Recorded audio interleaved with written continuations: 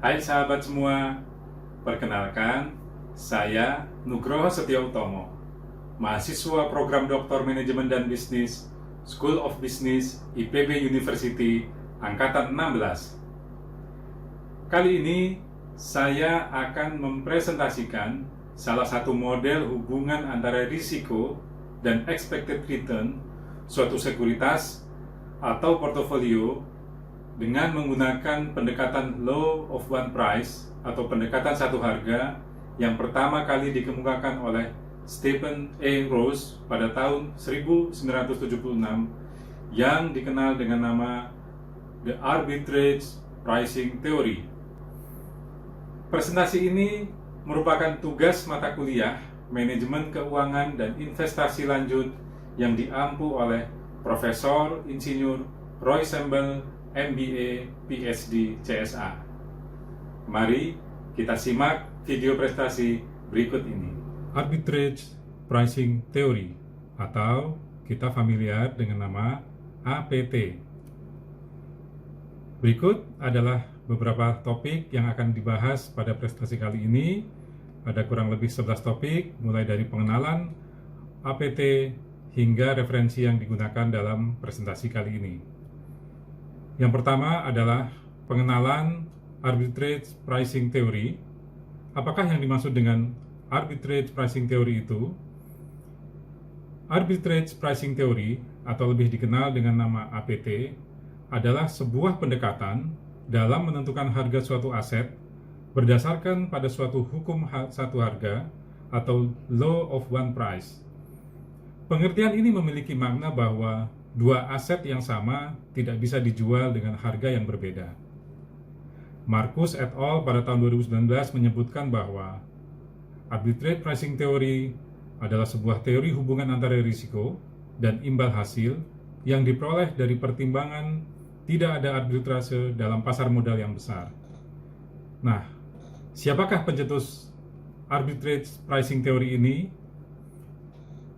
Arbitrage Pricing Theory pertama kali diperkenalkan oleh Stephen A. Rose pada tahun 1976 melalui sebuah artikelnya yang berjudul The Arbitrage Theory of Capital Asset Pricing yang dimuat pada Journal of Economic Theory volume 13 edisi ketiga pada halaman 341 sampai 360. Kemudian pada tahun 1980 dipublikasikan kembali melalui artikel dengan judul An Empirical Investigation of the Arbitrage Pricing Theory yang dimuat pada Journal of Finance volume 35. Kita akan mengenal sedikit biografi tentang Stephen A. Rose.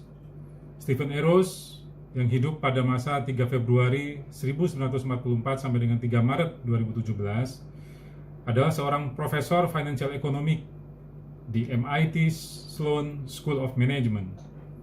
Sebelumnya, Stephen A. Rose adalah Sterling Professor of Economics and Finance di Yale School of Management. Stephen A. Rose memperoleh gelar PhD dalam bidang economics dari Harvard dan mengajar di University of Pennsylvania, Yale School of Management, dan MIT. Stephen A. Rose juga berperan sebagai Presiden of the American Finance Association pada tahun 1988. Beberapa kontribusi yang telah diberikan oleh beliau adalah yang pertama, teori agensi problem pada tahun 1973, kemudian Arbitrage Pricing Theory yang kita bahas kali ini pada tahun 1976, Binomial Option Pricing Model pada tahun 1979, kemudian Cox-Ingersoll-Rose Model pada tahun 1985. Beberapa award juga telah dianugerahkan kepada Stephen A. Rose. Yang pertama adalah Smith Braden Prize tahun 2006, Onassis Prize tahun 2012, dan Deutsche Bank Prize tahun 2012. Bagaimana dengan konsep Arbitrage Pricing Theory ini? Kenapa arbitrase diperlukan? Arbitrase diperlukan karena adanya harga sekuritas yang disebabkan oleh ketidaktepatan harga atau mispricing.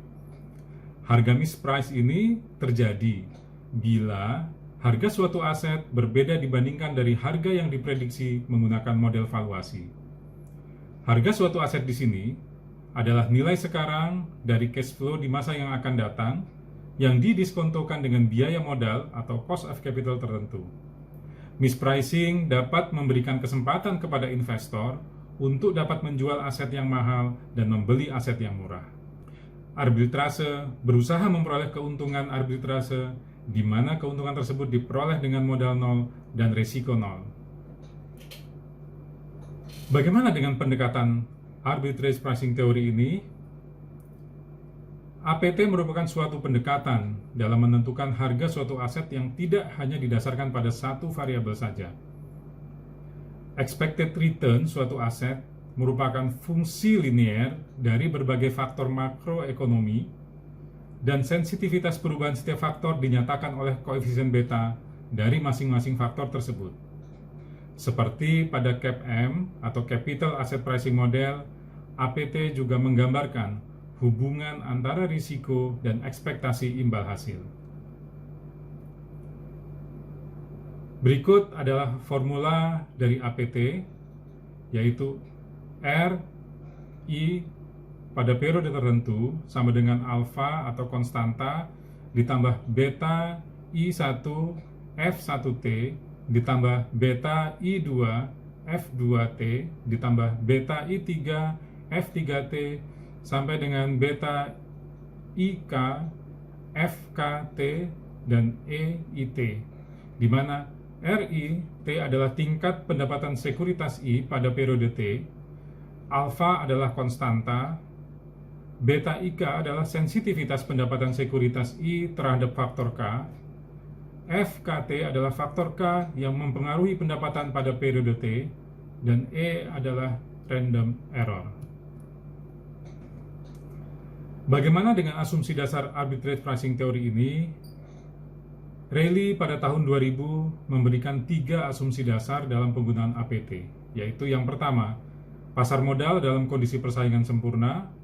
Yang kedua, para investor selalu lebih menyukai kekayaan yang lebih daripada kurang dengan kepastian.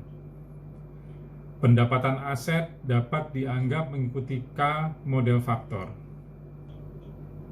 Berikut adalah variabel makroekonomi yang dapat digunakan dalam arbitrage pricing theory. Yang pertama adalah perubahan tingkat inflasi. Inflasi jangka pendek seperti perubahan CPI atau Consumer Price Index, dan inflasi jangka panjang seperti perbedaan antara yield surat utang pemerintah jangka panjang dan jangka pendek ini dapat digunakan sebagai sebuah variabel. Yang kedua adalah perubahan tingkat suku bunga. Yang ketiga, perubahan jumlah uang beredar, di mana perubahan jumlah uang yang beredar aktual dengan jumlah uang beredar yang diharapkan itu berbeda. Yang keempat adalah indeks produksi industri, di mana indeks output produksi pada jenis industri tertentu mungkin akan berbeda dengan industri yang satu dan industri yang lain. Banyak pertanyaan. Apakah arbitrage pricing theory ini lebih baik dibandingkan dengan CAPM? Mengapa APT dikembangkan? APT berkembang setelah banyak studi empiris dilakukan untuk menguji CAPM terhadap asumsi-asumsi yang digunakan, antara lain pasar saham yang ideal adalah pasar saham yang besar, investor adalah price taker, tidak ada pajak, tidak ada biaya transaksi, semua aset diperdagangkan secara umum, investor dapat meminjam tidak terbatas jumlahnya pada tingkat suku bunga tetap yang tidak berisiko. Mengapa APT sering dianggap lebih baik? APT dianggap lebih baik dibandingkan dengan CAPM karena dianggap lebih fleksibel dalam membuat model dengan memperhitungkan berbagai faktor makroekonomi yang beragam dalam menghitung premi risiko dari suatu aset atau dalam membentuk suatu model penilaian aset. Chen, Roll, dan Rose dalam artikelnya berjudul Economic Forces and Stock Market yang dimuat pada Journal of Business pada tahun 1986 menunjukkan secara empiris expected return menggunakan APT lebih baik dibandingkan dengan CAPM. Kemudian Todd Copeland, Tim Kohler, dan Jack Murin pada tahun 2000 dalam bukunya Valuation, Measuring and Managing the Value of Company pada edisi ketiga mencoba menghitung perbandingan cost of equity CAPM dibandingkan dengan APT. Ada beberapa jenis industri yang coba dihitung oleh Todd Copeland et al. Ada broker, listrik, makanan dan minuman, hingga perusahaan properti dan asuransi. Dari tabel berikut ini dapat dilihat bahwa terdapat perbedaan perhitungan cost of capital yang berpengaruh pada valuasi perusahaan-perusahaan tersebut. Penggunaan model yang tepat akan menentukan nilai perusahaan yang wajar atau fair. Sebelum kita mengambil kesimpulan, apakah APT ini lebih baik dibandingkan dengan CAPM? Mari kita lihat beberapa kritikan terhadap model APT ini. Yang pertama, kritikan yang ditulis oleh Dreymes et al. Pada tahun 1984 pada artikel A Critical Re-examination of the Empirical Evidence on the Arbitrage Pricing Theory yang dimuat pada The Journal of Finance volume 39. Artikel ini menunjukkan adanya beberapa batasan dasar pada penerapan APT, antara lain terdapat ketidaksetaraan umum faktor yang menganalisis kelompok kecil sekuritas dan faktor yang menganalisis sekelompok sekuritas yang cukup besar. Terdapat pula temuan ketika seseorang meningkatkan jumlah sekuritas, maka jumlah faktor yang ditentukan juga meningkat.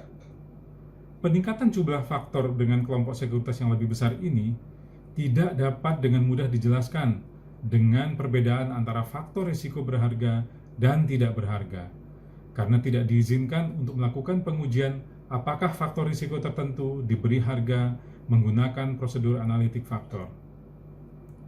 Apa yang melatar belakangi penelitian Dreymes et al. Ini? Klaim bahwa Roll and Ross bahwa secara teoritis dan empiris APT adalah alternatif yang menarik dibandingkan dengan CAPM karena membutuhkan lebih sedikit dan asumsi yang mungkin lebih masuk akal, lebih mudah diuji karena tidak memerlukan pengukuran portofolio pasar, dan mungkin mampu menjelaskan anomali yang ditemukan dalam penerapan CAPM terhadap pengembalian aset. Tujuan penelitian ini adalah Dreymes et al. Ingin melakukan uji terhadap klaim Roll and Ross tersebut pada aplikasi penggunaan APT. Metode yang digunakan adalah penelitian menggunakan data 240 sekuritas dengan menggunakan dua kelompok control group. Yang pertama adalah kelompok 240 sekuritas yang dikelompokkan menjadi 8 grup yang masing-masing terdiri dari 30 sekuritas. Yang kedua adalah kelompok seluruh 240 sekuritas tanpa grup.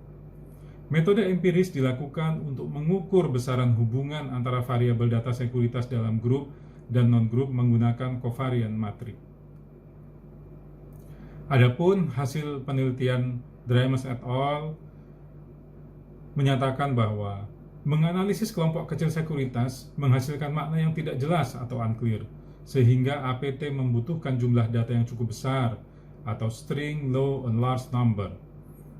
Adanya ketidakpastian analisis faktor sehingga tidak mungkin menguji langsung apakah faktor tertentu dihargai atau tidak.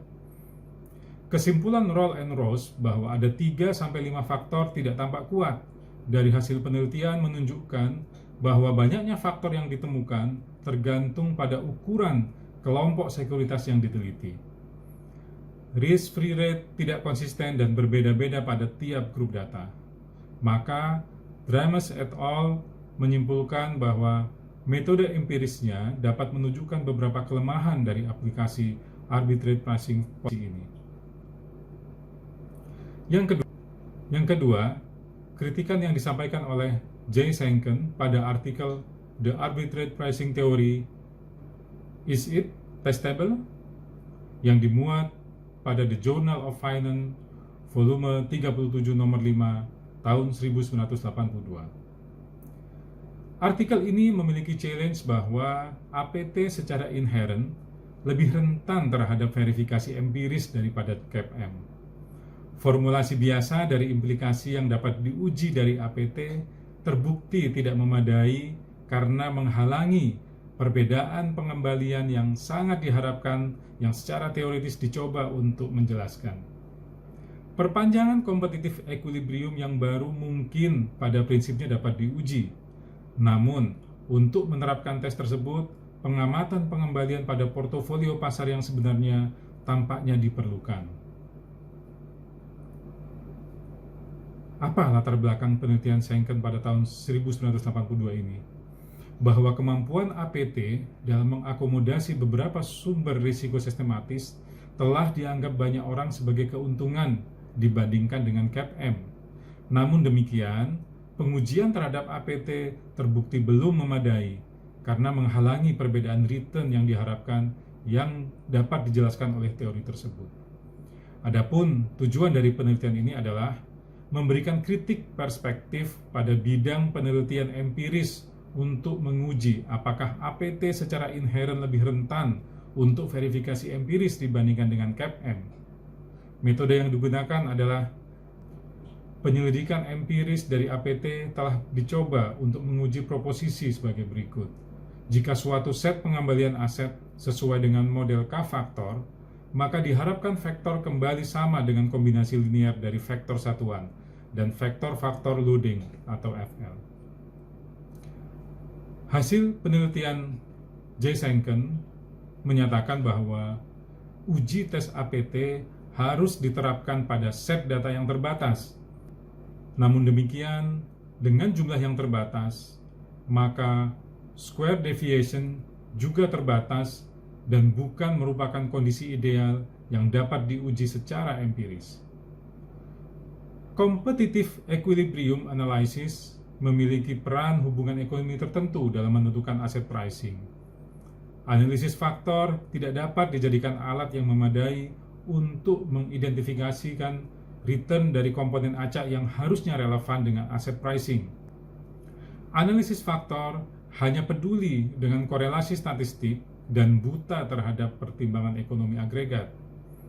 Kegagalan formulasi empiris biasa dari APT untuk membedakan antara representasi faktor alternatif atas dasar pertimbangan adalah kelemahan mendasarnya. J. Schenken memberikan kesimpulan bahwa teori Rose tidak, bahkan dalam batas sebagai jumlah aset, menyiratkan hubungan risiko pengembalian linear yang tepat. Dari kritikan-kritikan tersebut, kita dapat melihat beberapa batasan-batasan dalam aplikasi APT.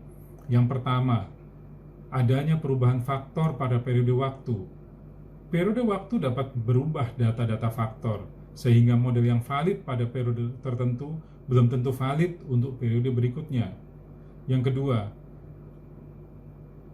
problem dalam menentukan faktor yang berpengaruh. APT memerlukan daftar faktor-faktor yang berpengaruh pada perdagangan aset dan sulit untuk menentukan faktor-faktor mana yang benar-benar berpengaruh pada harga aset. Yang ketiga, expected return. Expected return pada APT sangat tergantung pada sifat faktor dan menentukan sifat faktor tidak selalu mudah untuk dilakukan. Berikut adalah beberapa penelitian terkait aplikasi ABT untuk pasar saham di Indonesia. Dari beberapa penelitian ini kita bisa melihat ada beberapa penelitian yang mendukung manfaat atau keunggulan dari model ABT ini. Namun ada juga beberapa penelitian yang mengatakan bahwa faktor-faktor makroekonomi sebenarnya tidak berpengaruh signifikan terhadap return dari beberapa saham yang dipilih. Namun ada juga dengan metode Mean Absolute Deviation atau MAD menyatakan bahwa sebenarnya nilai MAD untuk metode CAPM ini lebih kecil nilainya dari MAD untuk metode APT, sehingga dapat disimpulkan bahwa CAPM lebih baik dari APT dalam memprediksi expected return. Oleh karena itu, kita harus jeli dalam memilih kedua metode ini. Kita tidak bisa mengatakan bahwa CAPM secara definitif lebih baik dari APT ataupun sebaliknya, tetapi sangat tergantung dari bagaimana kita melihat faktor-faktor yang berpengaruh pada kondisi pasar saham itu sendiri. Berikut adalah referensi-referensi yang dapat memperkaya kita untuk mempelajari lebih lanjut the arbitrage pricing theory ini. Demikian sahabat semua presentasi kali ini. Jangan lupa klik like and share agar kita semua senang bisa berbagi pengetahuan. Salam.